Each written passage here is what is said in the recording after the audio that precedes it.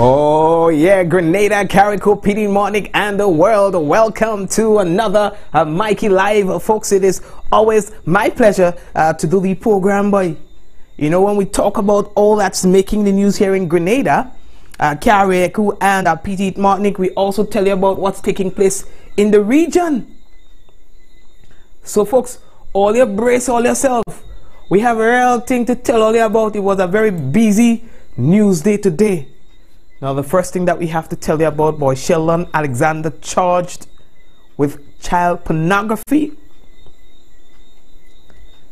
Public workers asked to remain home for the next 2 days. And driver charged for the death of 18-year-old. We are going to talk about that. And 2 missing teens have been found. Major water outage due to rain on Friday. We will give you the update on that. And 2 Trinidad police officers dead following a domestic dispute. And Grenada wins the OECS Swim Championship for a 4th consecutive year. So folks, we have that to talk about, and we have more. So what we have to tell all this, brace all yourself, all the shady program.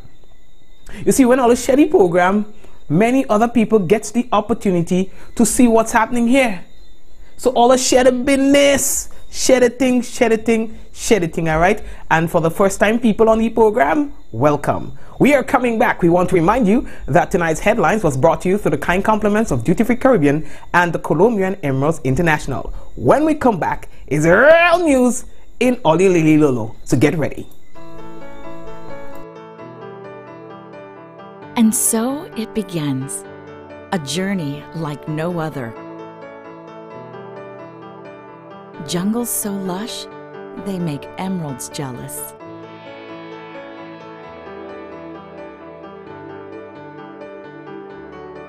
Water that sparkles like diamonds.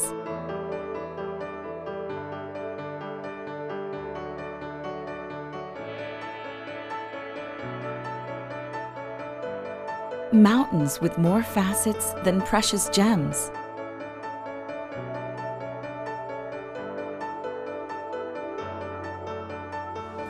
This is where good times are had, where love is strengthened, where memories are formed.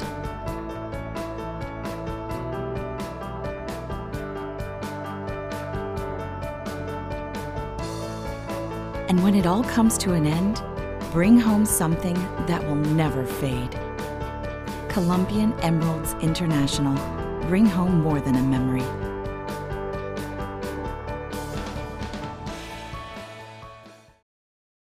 The Ministry of Youth Development, Sports, Culture and the Arts present Youth Week 2018, empowering our youth, shaping our community, protecting our future. The week of activities kicks off on Friday, November 9th with the Minister's Address from 8 p.m. Saturday, 10th November, Health Fair, 10 a.m. to 1 p.m. Cuthbert Peters Park War, and the Fitness Revolution, 3 p.m. Concord Junction. Sunday, 11th November, it's the Peace Concert, Grenville Bus Terminal. On Tuesday, 13th November, ministers meet with the youth at Her Majesty's Prison. Thursday, 15th November from 5 p.m. It's the Imani Graduation, Youth Awards and Gala. And on Friday, 16th through the weekend, it's the National Youth Service Weekend. Every parish get involved. And on Saturday, 17th November, it's Youth Expo, Explosion Fashion and Cultural Day. 2 p.m. until at Hero Square, Victoria in St. Mark. So remember, Youth Week 2018, November 9th to the 17th.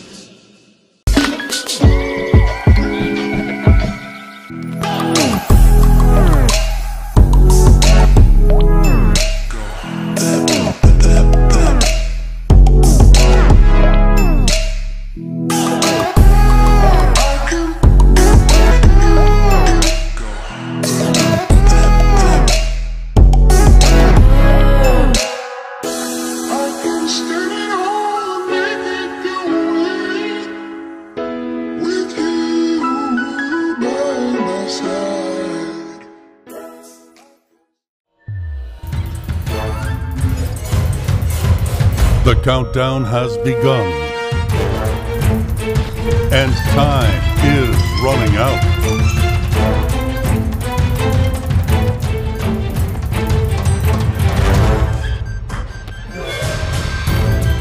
Shop at Courts today and make this season epic with the latest in electronics, appliances, stylish furniture, and so much more. Only at Courts, bringing value home.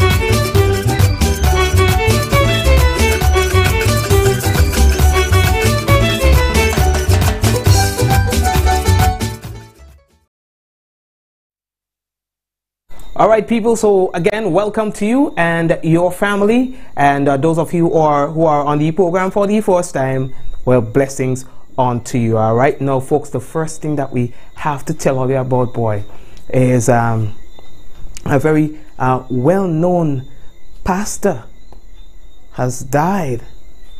Mr. Algernon Antoine. He's the husband of retired principal and educator Ursula Antoine. Now, according to reports, he passed away today. You know, I saw a lot of people on social media and so on talking a lot about it. That's them here. So that's Ursula, and that's the pastor here. That's Mr. Antoine, who we are talking about right now, who has died. You know, he is also the father of the governor of the ECCB. All right, Mr. Timothy Antoine. You know, and I don't know, man, but his death really struck a lot of people, you know, based on the comments that you would have seen on Facebook.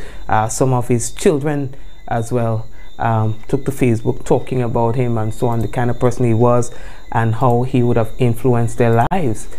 You know, for those of you who had the opportunity to meet him, you realize that he's a humble man, similar to his wife, Miss Ursula. You know, when you get a chance to speak to them, it's a really good family, man. It's a really good family. And so the nation mourns his death.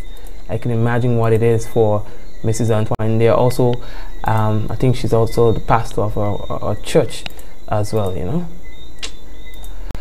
Oh, that's a tough one. From sadness to triumph, 2018 OECS swim team. Well, the Grenadians are the champions of this, you know, and we are saying congratulations to them. The Grenada team, boy, they won the OECS swim championship for a 4th consecutive time. You understand? For a 4th consecutive year now. Huh? Now that follows a competition on the weekend in Antigua. You understand? They say that the whole team was named a 34-member team earlier on in October, and then they went up there and they do their thing. You understand? It went from the 8th of November to the 11th, and they said that they elated with the team's performance. Perrin Johnson, president, you know, he said he was really happy to see how the team performed. You know, they had a lot of trophies. They won a lot of trophies. They amassed 131, in addition to the trophies, 131 medals in the individual and relay events, 51 golds and 42 silvers, and 38 bronze medals. Additionally, the team secured 5 age group titles. You understand? So they did really good. You understand? So I think it is only fitting for us to say congratulations to them, to everyone who's been involved in this. All right? Everyone who's been involved in this, we have to say congratulations to them. We are moving on. Folks, last week we told you about 2 young stars that were missing. Now, what we can tell you now is that we have received information that they have been found. And so a gentleman called me on Saturday expressing gratitude to all those who were instrumental in them finding the young stars. You could only imagine how tough it was for the family. It was 18-year-old Ricardo Alexander of Primrose, St. David, who went missing, and Alian John is a 15-year-old of Malmont, St. David. They both went missing on Sunday, 4th November 2018 at the Malmont Plainfield, St. David. Alright, so according to sources, they are both well. They found and they're doing alright. Okay, we are moving on. As the Royal Grenada Police Force executes its Yuletide operations, and that is to ensure the season is safe from criminal activities, the business community has been called out. They say that the business community can play an integral role in the process. According to the police, in light of this, the Community Relations Department, in collaboration with the other departments of the Royal Grenada Police Force, is sending out an invitation to members of the business community in the vicinity of St. George's. They say it's a very important meeting which is going to be held tomorrow, and so let's hope that this broadcast serves as a reminder to you. They say it will be held at the Hospitality Lounge, National Stadium, St. George's, commencing at 5:30 p.m. Folks, the next news we have to tell you, boy, driver charged, in the death of Tory. You guys remember Tory? You guys will remember that incident that happened on the Greenbridge area where several persons were hospitalized. Several persons were hospitalized as a result of that crash. Now we are getting new details of that incident.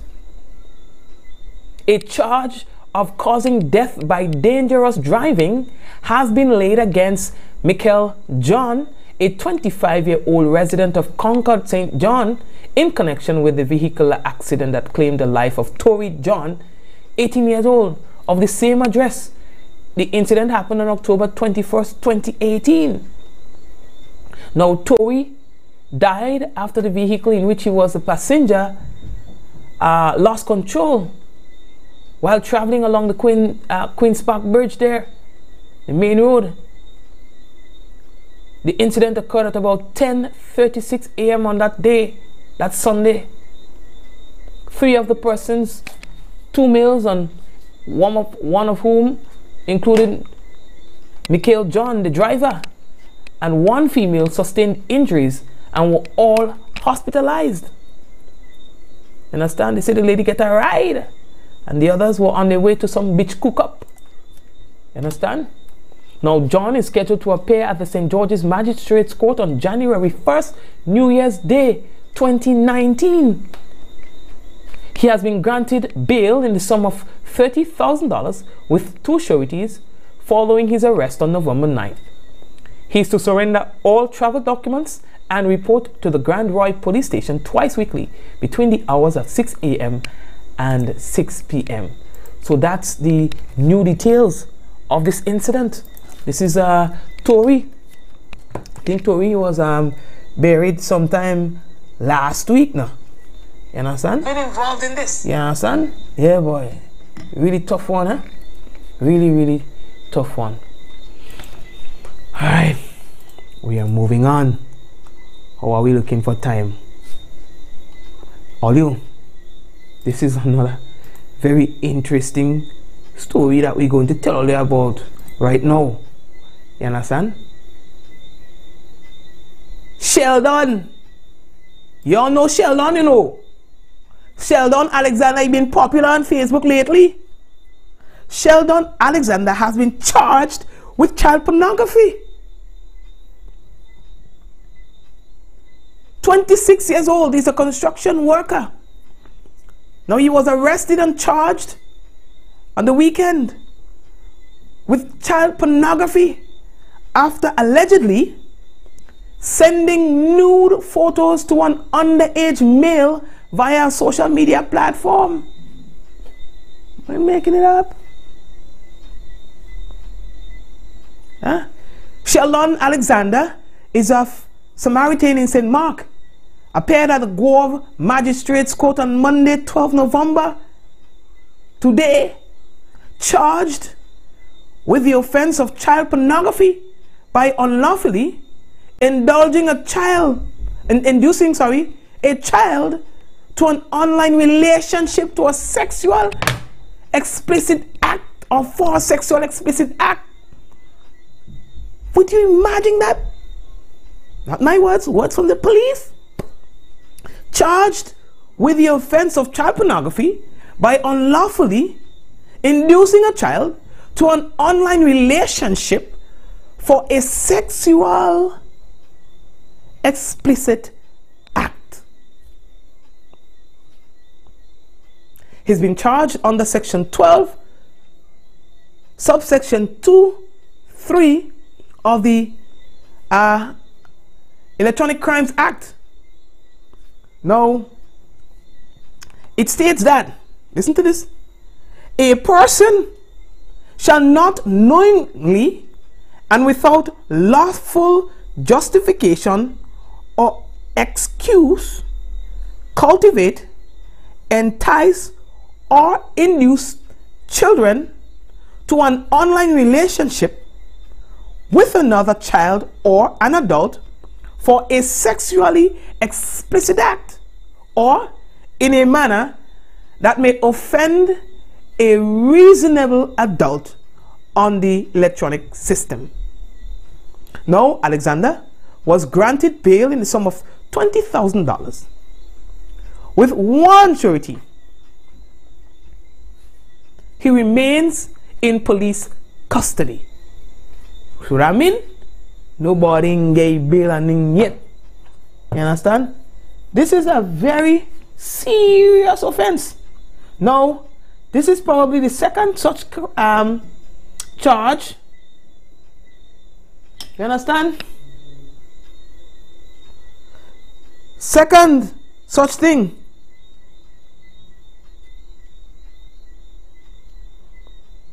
You understand? Second such. You're telling me? We heard about one about 2 weeks or something ago, and we hearing about this one now. Now all the shell on the popular on Facebook, when I tell you popular, you know. Anyway, as the industrial climate continues to heat up regarding pension and gratuity, public workers today were asked to stay home on Tuesday and on Wednesday. We've been making it up. On Tuesday and on Wednesday, people, they ask for the public workers to stay home. We have more in this report. You're telling me, people?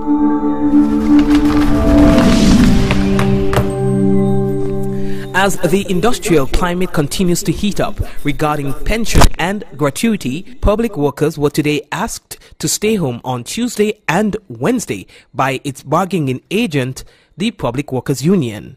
The announcement was made at a press conference held by the union.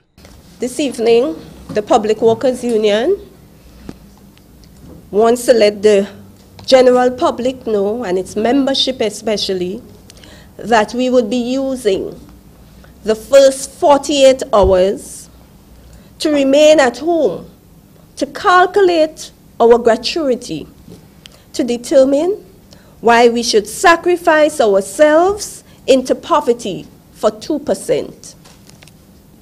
Therefore, all public officers are asked to remain at home on Tuesday and Wednesday, November 13th and 14th, until further instructions by the union. Members, this is a clarion call for us to stand united for our gratuity of 25%.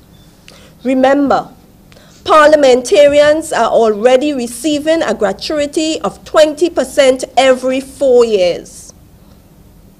We are happy for them.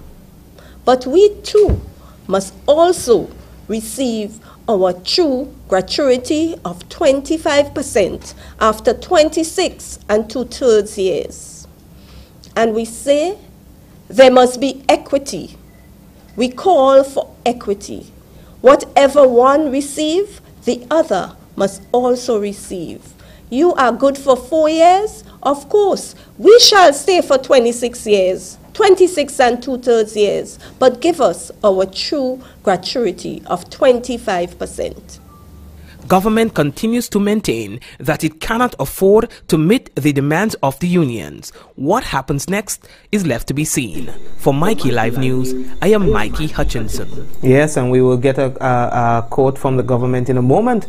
But as well, folks, we had today a circulation of a memorandum of understanding, and which subsequently followed was comments about there's nothing in the MOU that speaks to the 25% gratuity payment or agreement.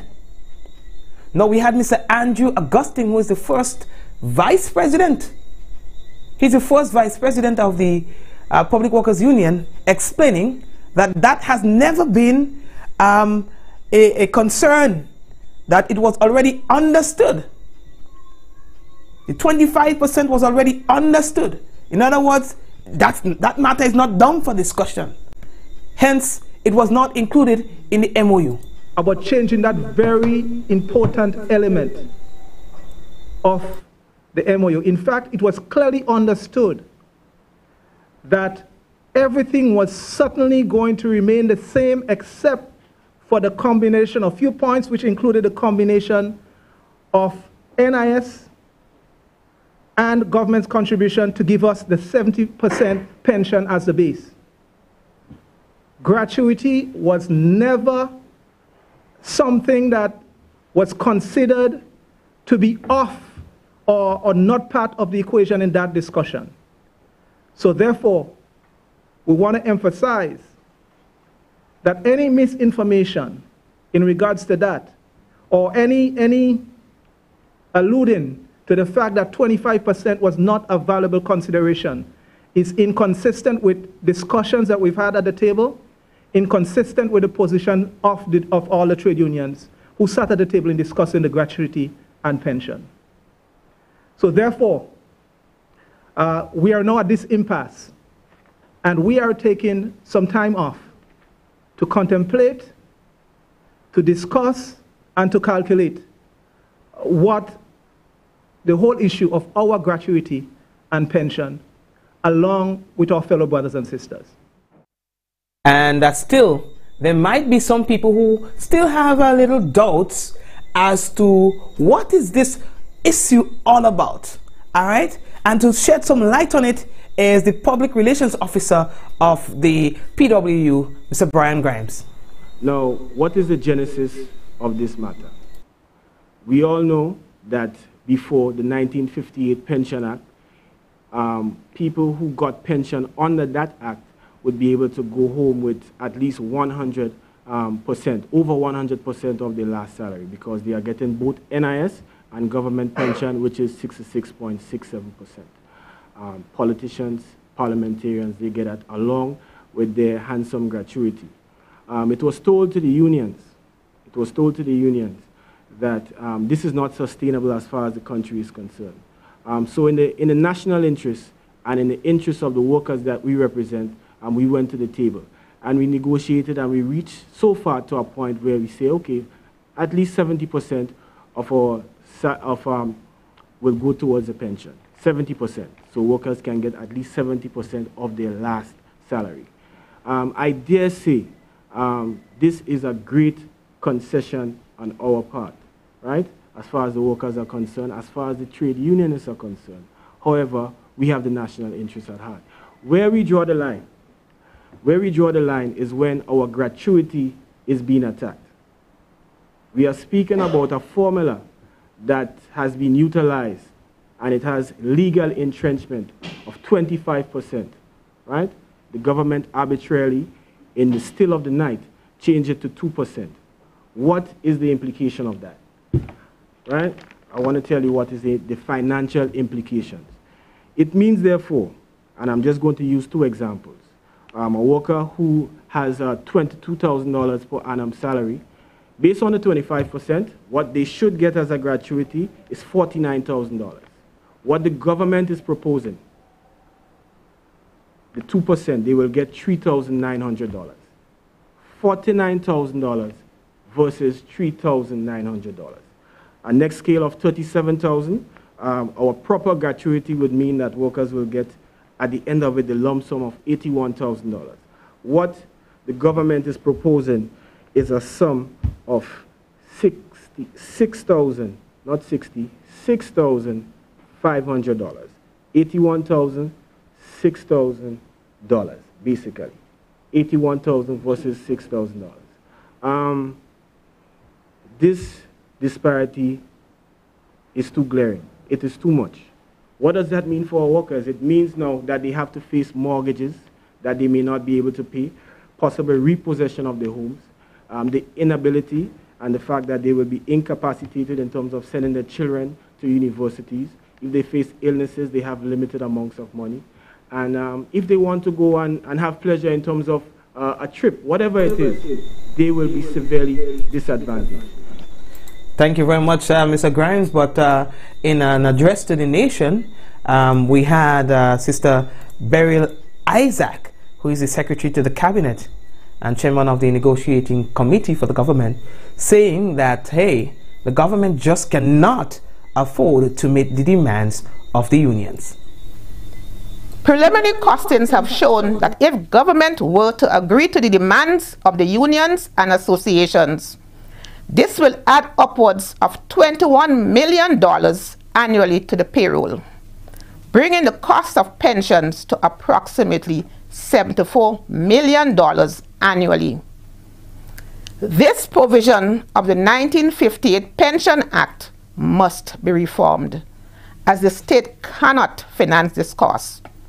Also, this cost seriously breaches the Fiscal Responsibility Act. Any pension plan must have two basic features. It must be sustainable and affordable. Let us be clear. The gratuity payment of $75,000 in the above example has to be repaid by the retiree through monthly deductions of $500 for 12 and a half years from his or her pension. This is why, when a gratuity is paid, the monthly pension of the worker is reduced. What the government is proposing is to pay 98% of a worker's monthly pension and 2% as gratuity. In other words, the public officer will receive a monthly pension of $1,960, while under the union's demand, that pension will be reduced to $1,500 per month. After 12 and a half years, having repaid government gratuity, the worker will revert to his or her full pension. All right, thank you very much there for that bit of information. As we continue right here on Mikey Live, people, the next story that we have to tell all you about, boy, major water outages for the past few days. And here's why. I never heard that yet. Grenville dry, Sotters flood. Tongue dry, some other places of the island was flooded on Friday night. It was just weird.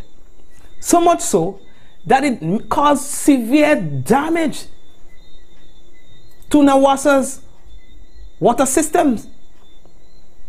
And so we just spoke with the communication supervisor at Nawasa, Mrs. Jamila Samuel, who gave us an update about the outage. Well, on the weekend, Nawasa experienced severe challenges with our water distribution network, caused mainly by dam blockages caused by the heavy rains. We had a number of systems affected in the parishes of St. Andrew, St. Patrick, and St. John. In the parish of St. John, the Concord water system was affected, and Concord serves from Concord St. John through to the entire town of St. George, extending to River Road in the parish of St. George's. We also had, in St. Andrew, we had Maribor water system and Moncton, and they serve consumers such as Maribor, Moncton, Paradise, the entire town of Grenville, etc. The parish of St. Patrick, however, our Pegasus Dam faced what should I describe as the full brunt and force of Mother Nature. And the Pegasus system serves parts of St. Mark, the entire parish of St. Patrick, and it also extends through to Dunfermline in the parish of St. Andrew.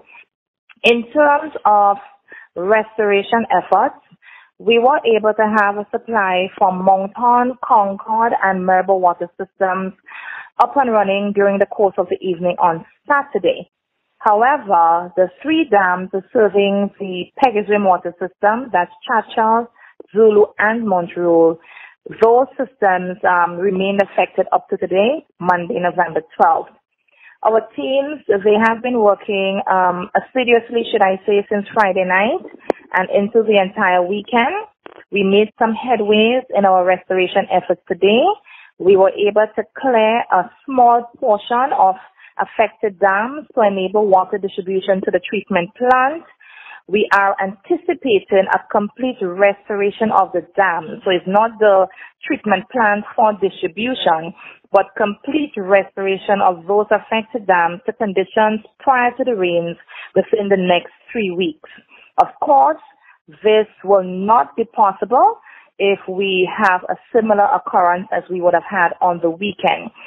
There were 4 damaged water mains, 2 in the dams, and the other 2 were along the water distribution network.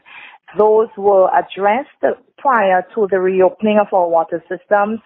At present, the communities of Rose Hill and Bathway in St. Patrick's, they are still without a supply, and we anticipate complete restoration within the next 24 hours. We continue to advocate to persons the need to have storage to last a minimum of 3 days and a maximum of 1 week to mitigate against such occurrences. We remind persons that we are in the hurricane season, of course, and that our dams are in the river, and despite our best efforts to secure our distribution network, when we have severe and heavy river flow as we experienced last weekend, we do anticipate water challenges. We would like to thank Mikey, the residents of St. Patrick, St. Mark, and St. Andrew for their understanding and patience, as many persons have been without a supply since Friday on to today. And again, of course, we want to remind them that when they have complete restoration of their water supply, to ensure they have storage of minimum 3-day supply of 35 gallons of water per person per day for domestic use.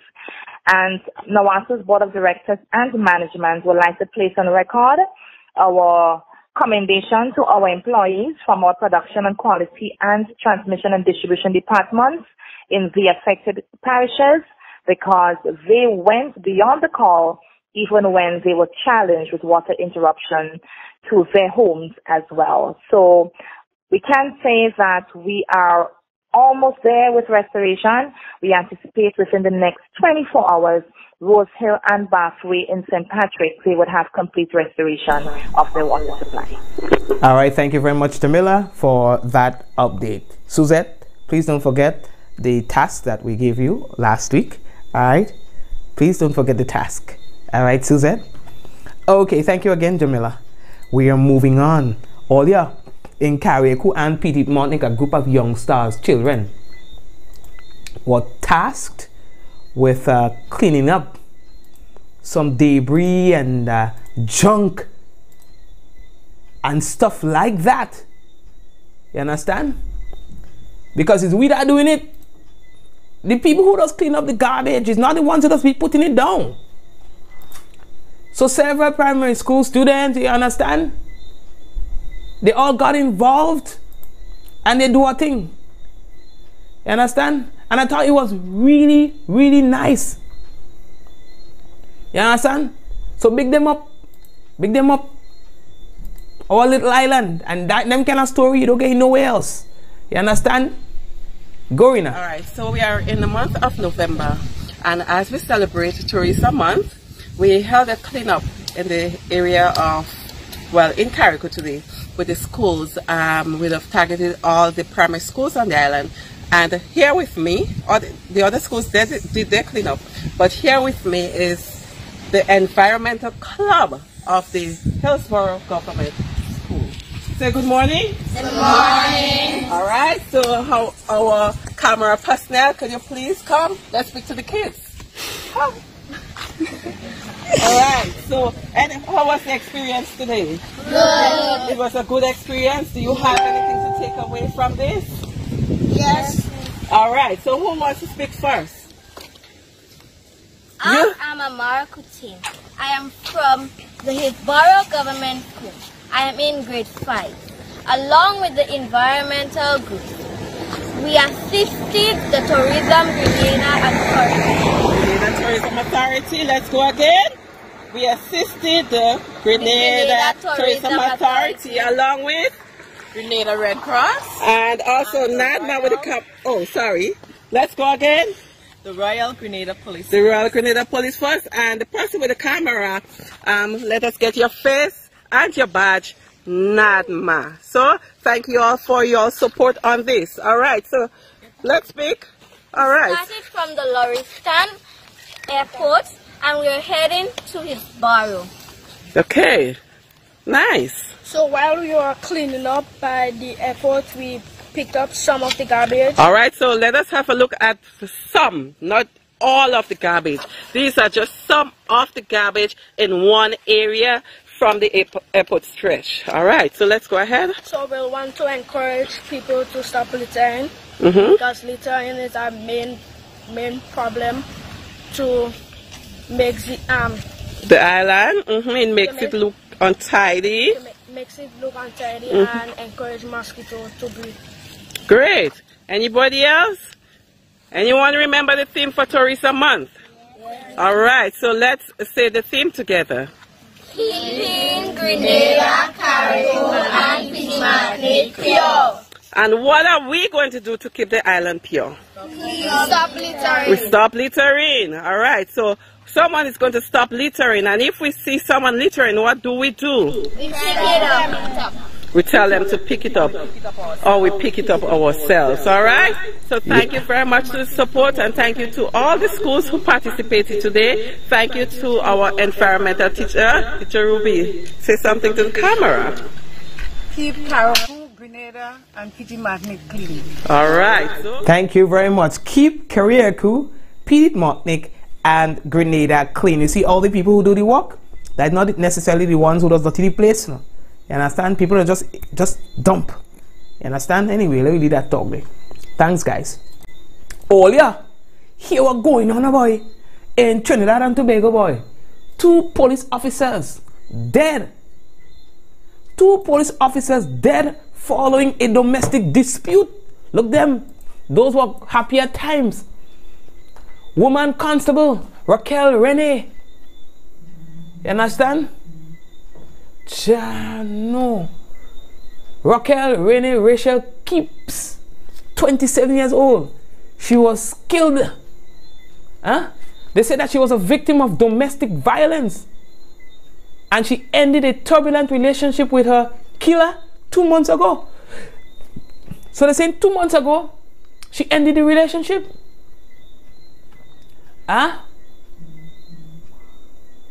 They say the man, according to reports, kill her, shoot her, and then turn the gun on himself.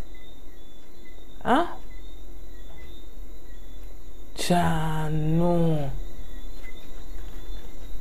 They say the traumatized mother of one and the father of her 2-year-old daughter, they were receiving counseling to the family court.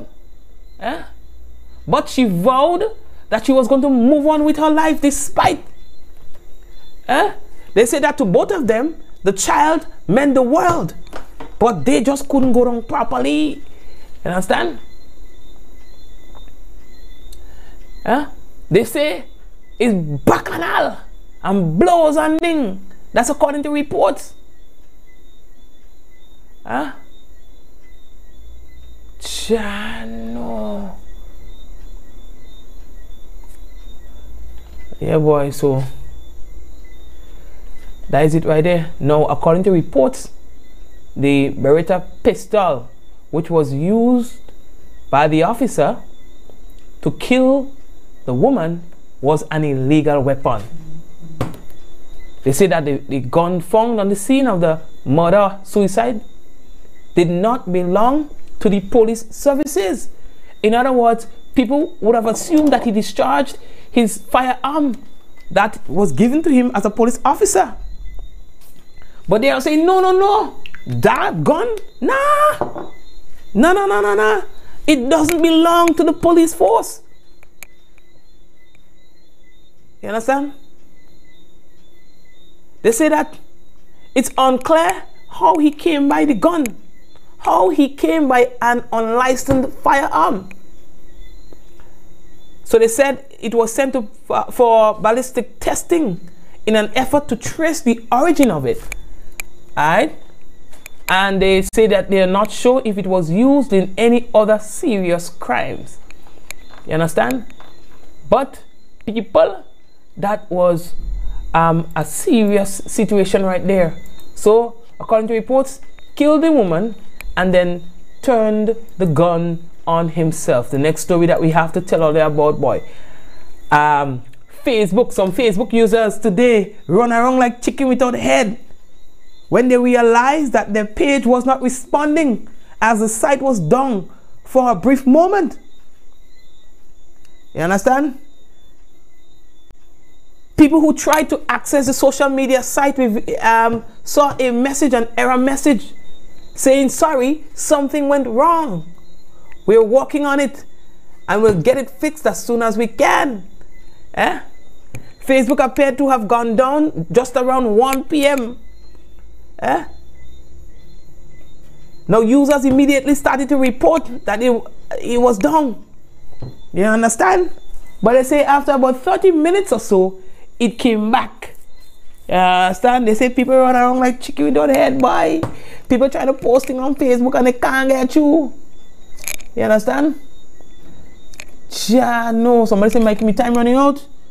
Alright, sorry. Alright, so timekeeper says that the time is running down, so we have to cut the story. But anyway, yeah, people, that was it right there. But Facebook is back up. I find these big networks and them are having some serious problems. I wonder what's going on. I wonder if this is hackers testing, you know, trying to find out how far they could go. You never know. Alright, our timekeeper says that we are running out of time. So we are very obedient. We take a short break, and when we come back, we've got the national report.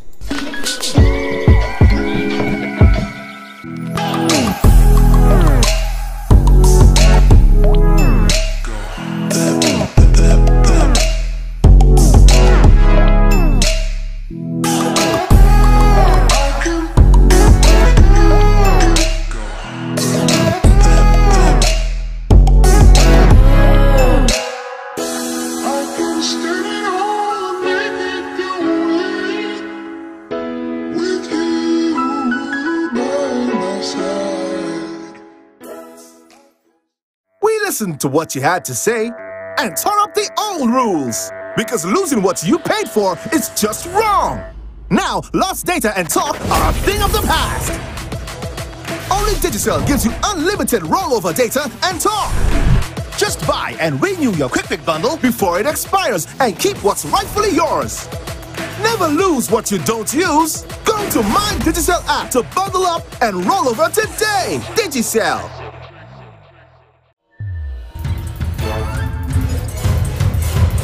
The countdown has begun, and time is running out.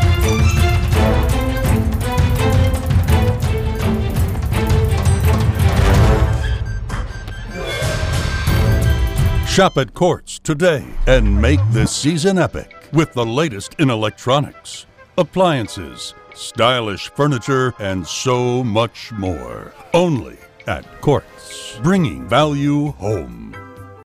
The Ministry of Youth Development, Sports, Culture and the Arts present Youth Week 2018. Empowering our youth, shaping our community, protecting our future. The week of activities kicks off on Friday, November 9th with the Minister's Address from 8 p.m. Saturday, 10th November, Health Fair, 10 a.m. to 1 p.m. Cuthbert Peters Park, War, and the Fitness Revolution, 3 p.m. Concord Junction. Sunday, 11th November, it's the Peace Concert, Grenville Bus Terminal. On Tuesday, 13th November, ministers meet with the youth at Her Majesty's Prison. Thursday, 15th November, from 5 p.m., it's the Imani Graduation, Youth Awards and Gala. And on Friday, 16th through the weekend, it's the National Youth Service Weekend. Every parish get involved. And on Saturday, 17th November, it's Youth Expo, Explosion Fashion and Cultural Day, 2 p.m. until at Hero Square, Victoria in St. Mark. So remember, Youth Week 2018, November 9th to the 17th.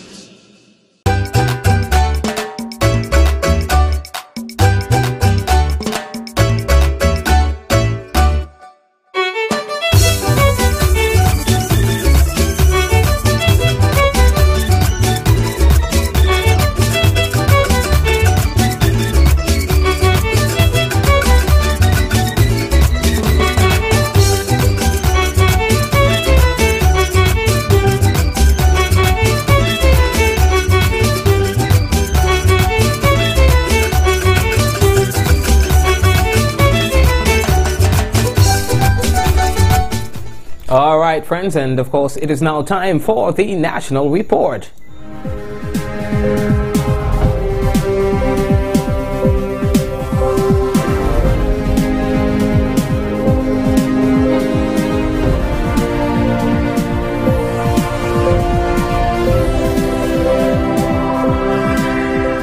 Government to meet with Labour Commissioner to discuss current impasse with public sector trade unions. Details to this story and more coming up in the National Report.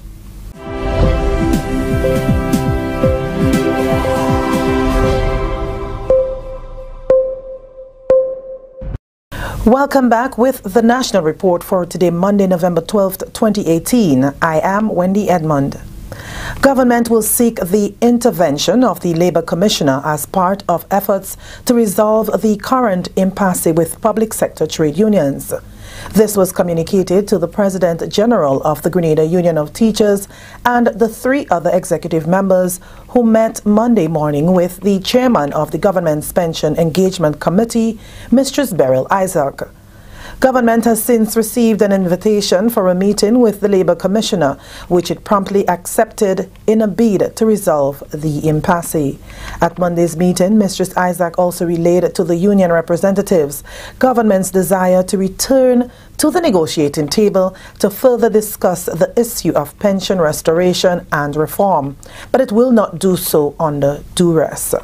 However, the GUT President General indicated that the union will not withdraw from industrial action unless they have a written proposal from government addressing their demands. The GUT says its actions are sanctioned by the other trade unions involved in the pension negotiations.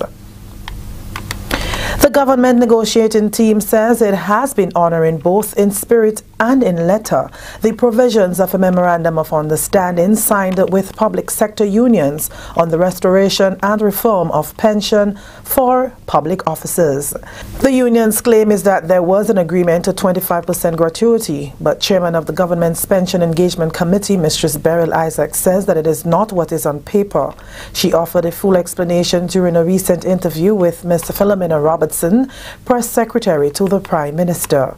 When we were discussing, well, among ourselves, not with the unions, we considered what the government's portion, we said that would be configured in some way to provide for gratuity. It was always our thinking it would be configured in some way. So, but there was no formula, there was no agreement whether it would be 10, 15, 100. We were as much as possible to see what are the tenets of the 58th law that could be retained.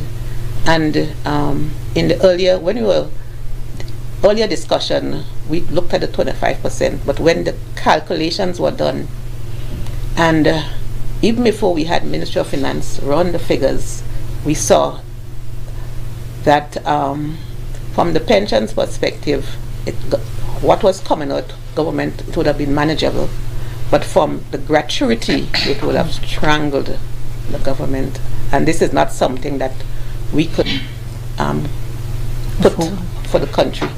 It would not be something that was good for the country. And so we, among ourselves, again began looking at how the formula could be adjusted to be able to provide something. Permanent Secretary in the Ministry of Finance, Mistress Ophelia Wells-Cornwell, says they must bear in mind that the IMF, in its Article 4 consultation, had warned that the pension issue, if not properly managed, can throw the fiscal situation off track. That risk was not highlighted only by the IMF, but also by the Eastern Caribbean Central Bank, the CDB, and other partners. One would argue that the 25%, as an example, of gratuitous payment, the contention of the time value of money. This is a one-off payment that is not subject to interest. The interest that you would get if you get it today, if we go down that particular road, would only be 2% in the bank. Yeah, if you go to save on that money. Now, the monthly payment that you get on pension, the monthly commitment of the state, that is subject to an increase and an interest, and that interest is when we negotiate for public service increase. Right now, I mean, if we take the last year, this year, and next year, 3, 3, and 4. So it means that the pensioners would get a 4% in 2019. Now, the 98% base on which you get the 4% is higher than a 75% base. And that is critical. The 4% interest, look at it as interest that you get, you cannot get that in the bank. You cannot get it in the bank. So we have to be clear on what it is that you're not losing from that $100. Let's put it very simple. You are getting $2 up front and you're getting $98 over time, and the $98 is subject to interest. Interest by way of negotiation. With the 25%, you get $25 up front, one off, whatever you do with it today, that's it. And you get $75 over a period of time spread. And because you have to pay back that $25 in 12 and a half years. That's $25 that you got up front. And I think that needs to be clear. In this other story, the MOU, which was signed between government and TAU, GUT, the RGPF Gazetted Officers Association, RGPF Welfare Association, and Her Majesty's Prison Officers Welfare Association, outlines the guiding principles which will govern the restoration and reformation of pension to public officers. A two-phased approach has been adopted for the pension restoration and reform. Phase 1 will target public officers and members of the disciplined forces who have been or are appointed on a definitive basis to established post from and including April 4th, 1983 to December 31st, 2018, and who meet the criteria established through the process. One of the 7 principles agreed on state that the minimum pension replacement rate for eligible officers, including all members of the disciplined forces after completing 26 years of service, shall be 70%, and for service under 26 years, pensionable benefits for eligible officers shall be applied on prorated basis.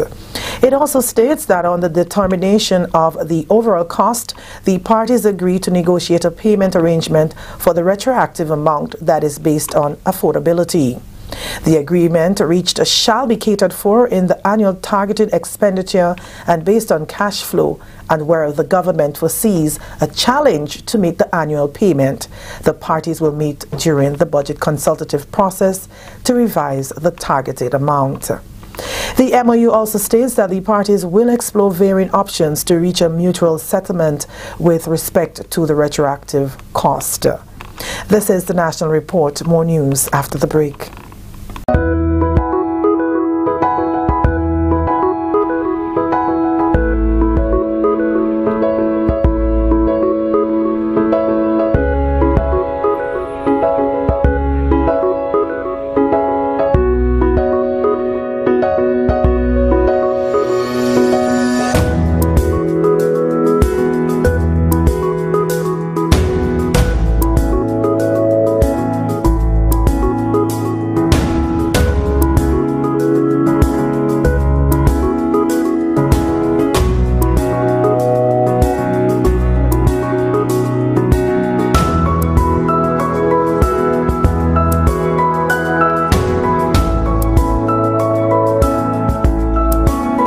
big business. Don't participate.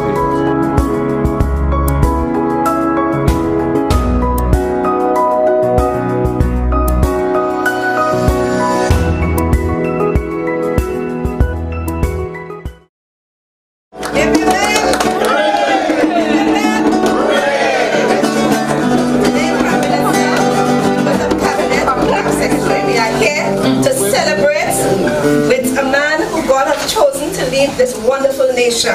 Yes. And today, as we rejoice, we celebrate, we know the whole of heaven is rejoicing with us. And we are happy. Pastor Jeremiah. We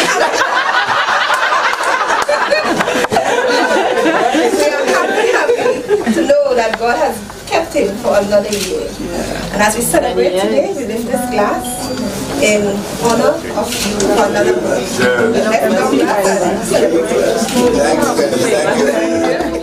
The celebratory move was kicked into high gear on Monday as cabinet ministers and ministry workers joined in the birthday celebration of Prime Minister Dr. the Right Honorable Keith Mitchell.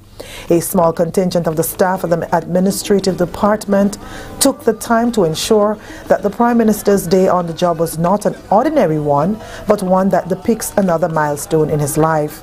According to one of the staff, she is happy to be celebrating with Dr. Mitchell as he continues his life's journey, not just as an individual, but as an exemplary leader to this nation. Prime Minister, we just want to say a special happy birthday to you. We are so grateful to have you, not just as an individual, but as the leader of our nation. We thank God for placing you here. We thank God for your contribution to our country, and we wish you all God's blessings for many, many more years. Prime Minister Mitchell says he is happy to celebrate another year of his life as he continues to give service to the people of this nation.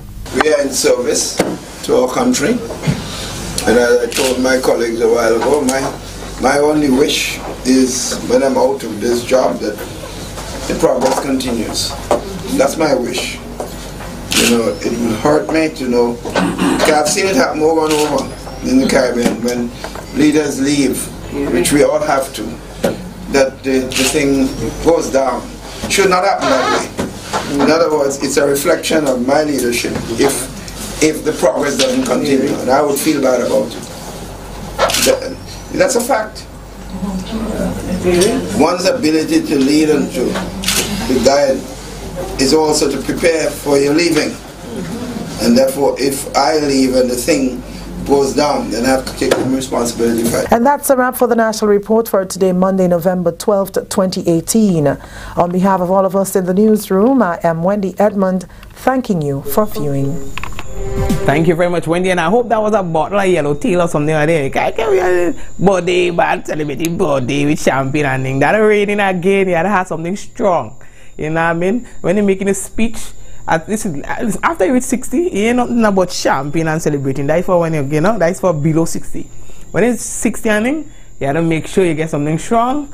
So when you're making a speech, you slowly, yes, and nobody can hear what you're saying. And I mean, you can't be calm, cool, and collective anytime you're above 60 and you're celebrating. You have to do it hard, you have to go hard, you have to pick you up, and I mean, and the flow when you're done. Anyway, so folks, we have come to the end of another program. We want to encourage, listen, some of all you don't even share the program, you know, I just go through in the night and say, okay, that one to share, I take him back that star, that one to share. Play with me.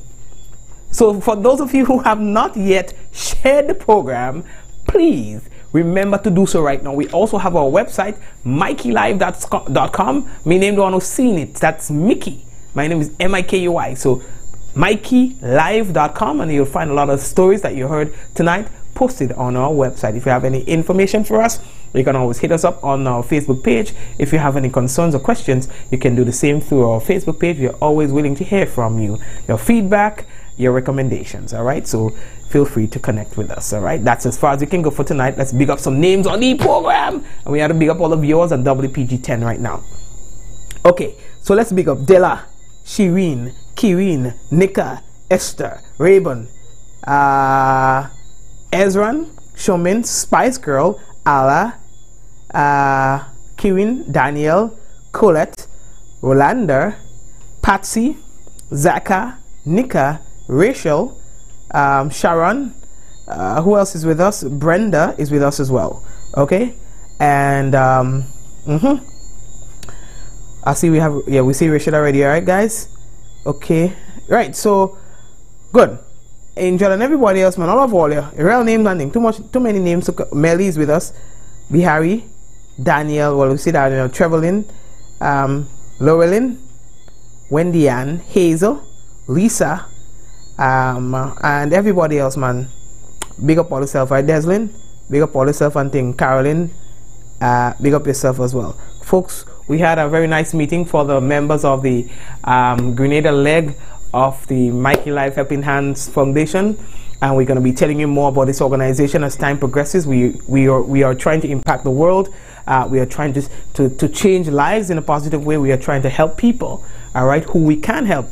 All right, we'll tell you more about that in the coming weeks. Okay, big up to the team out there in Canada who will be having the event on the 9th of February 2019. Mark the date down. All right, and to Allah and the team out there in the US, Allah, I'll get a report from you. All right, I need to hear from you. So big up. All right, guys, and again, we're going to touch base tomorrow, God's willing. We are working on some big stories. Probably you'll hear about them tomorrow, God's willing. Let's go in 5, 4, 3, 2, 1, and we all say, Ja! No. Good night, everyone. Shady program.